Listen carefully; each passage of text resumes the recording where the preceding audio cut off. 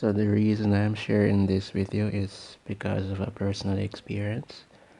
I am using a device that is on Android 7, and one day when I tried to access YouTube, I was brought to the screen where it said this app is no longer supported.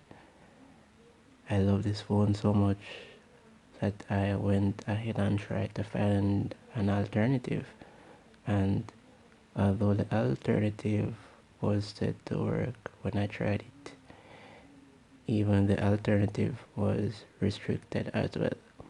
So this is just to say that if you are currently running a device on Android 7 and below, and you aren't too fussy about not having YouTube on the app, you can still go ahead and use your device. But if you really need to use YouTube, the best solution is to acquire a device that is running